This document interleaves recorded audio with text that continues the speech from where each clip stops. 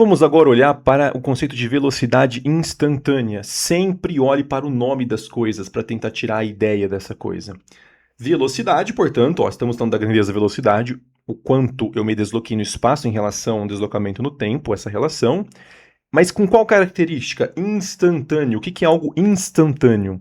Instantâneo é algo de um momento específico, é algo em que o tempo de análise ele tende ao menor possível. Nós estamos falando aqui de um ΔT, de um tempo que vai tender a zero, ou ele será o menor possível. Ele não será zero, porque não tem como você pensar num tempo zero, a menos que você esteja falando do início de um movimento, mas tem como você, ao olhar para algo, você falar que aquele tempo que você está fazendo, você está olhando, ele tende a zero. Isso é instantâneo. Tem até o nome, né? Macarrão instantâneo. O que significa isso? A ideia que eles querem trazer é que é um macarrão que fica rápido, muito. Ele fica, na verdade, pronto, muito rápido. Com a ideia de instantaneidade. É a ideia de um tempo que tende a zero, um tempo muito curto. Como que eu relaciono isso com velocidade? Olhando para esse exemplo. O que é uma velocidade instantânea? Você está no banco do passageiro de um carro, olha para o carro e você se depara com isso aqui no odômetro, no velocímetro. Está apontando para 80, em qual unidade? Quilômetros por hora.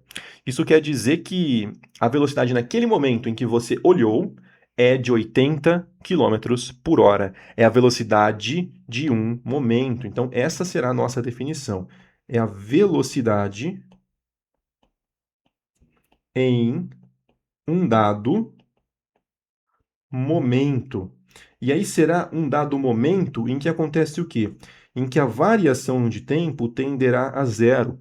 Para ficar um pouquinho melhor para vocês, pense o seguinte. É como se eu fizesse na equação da velocidade este tempo tender a zero. Então, seria nessa ideia aqui. A velocidade instantânea, e agora a gente começa a abreviar algumas coisas, é a velocidade em que o limite da minha relação ΔS sobre ΔT é tal que o meu ΔT ele tende a zero. Nossa, mas o que é isso aqui que você escreveu? Vamos lá, vamos explicar. Velocidade instantânea é uma velocidade... Bom, ΔS sobre ΔT você já sabe. Agora, o que é esse negocinho que eu escrevi aqui? Limite tendendo a zero. Limite, pensa assim, uma aproximação. Uma aproximação com o que acontecendo? Com o tempo tendendo a zero. Tá? Não se assuste com essas representações. Então, é uma velocidade, que é a relação entre o espaço e o tempo, com o que acontecendo? Com o tempo tendendo a zero. Então, tempo muito curto. Quanto se queira de curto, tendendo a zero, o menor possível. 0,0000001 trilionésimo de segundo. É isso. É do momento em que eu bato o olho e vejo. Bom, aquele instante tem tal velocidade. É a velocidade daquele momento. Essa é a melhor forma de você pensar e de você entender. Instantâneo de um certo momento. Ok? É isso.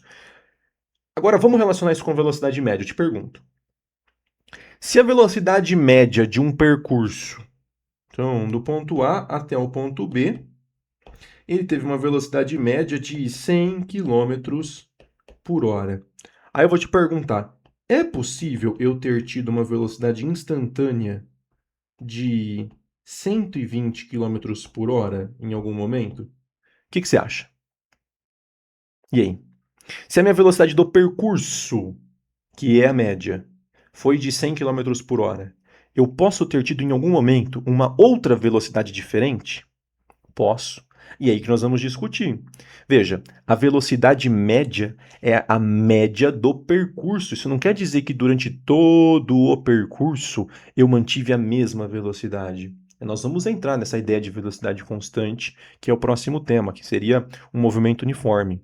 Mas quando eu falar de velocidade média, o que eu vou calcular com a velocidade média não é a velocidade que o móvel, que o corpo, que o carro manteve ao longo de todo o percurso.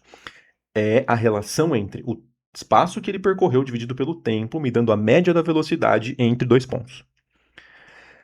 Isso quer dizer que, bom, se a velocidade foi de 100 km por hora, com certeza em algum momento eu posso ter tido uma velocidade de 120 km por hora, em algum outro momento de 70 km por hora. Estou me aproximando de um pedágio. Eu vou a 20, aí eu paro na hora que eu for pagar. Ou se eu tiver um sem parar, eu reduzo muito. Não sei quanto que é, se é 10, 20 km por hora que você tem que reduzir. Aí depois eu começo, subo de 100 eu vou para 120. Quando eu faço a média do percurso, pode dar 100 km por hora, mas instantaneamente, em vários percursos, eu tenho várias velocidades.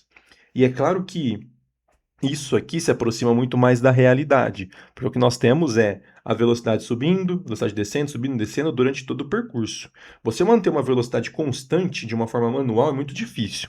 Só se você tiver algum carro automático que você consegue lá colocar uma velocidade e aí você controla. Só que para manter essa velocidade constante, veja só, você precisa ter variações na força que você coloca no motor.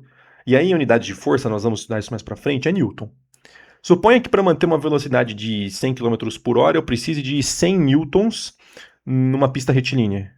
Bom, se eu chego numa descida, eu não preciso mais colocar 100 newtons, porque agora a gravidade vai me ajudar a descer. Então agora eu não preciso colocar mais 100 newtons no meu motor de força. Eu coloco 50. No entanto, depois eu cheguei numa subida, eu não vou colocar 100 newtons, eu vou colocar 150 newtons para manter a velocidade. Uma pessoa que está controlando ali com o pé, isso aqui de velocidade constante é muito difícil num intervalo de espaço ou de tempo considerável.